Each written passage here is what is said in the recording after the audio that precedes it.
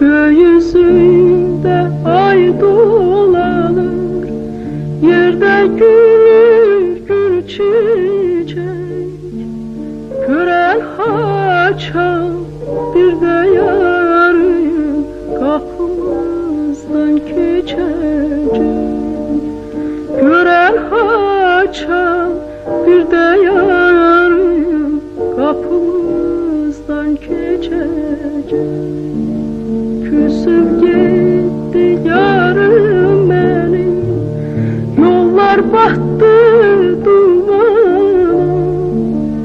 Ah niye öz eşkimi düz demedim ben ona. Ah niye öz eşkimi düz demedim ben ona.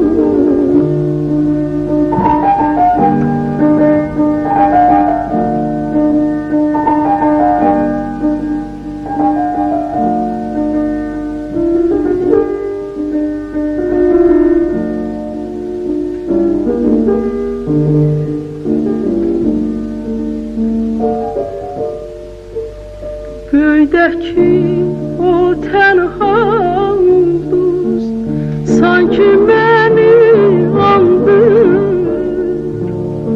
Düşündükçe hicranıdır, yüreğimi yandırır. Düşündükçe hicranıdır, yüreğimi yandırır.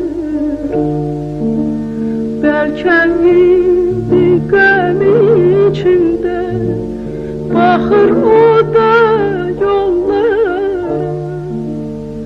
Ah niye öz eşkimi düz demedim ben yara. Ah niye öz eşkimi düz demedim ben yara.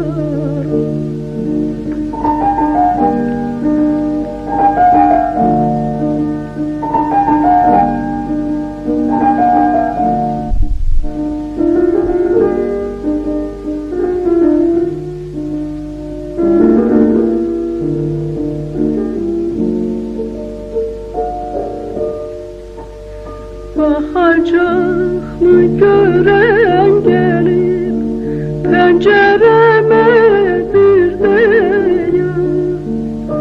Yüreğimi saldım elim bir salmaz derde ya. Yüreğimi saldım elim bir salmaz derde ya.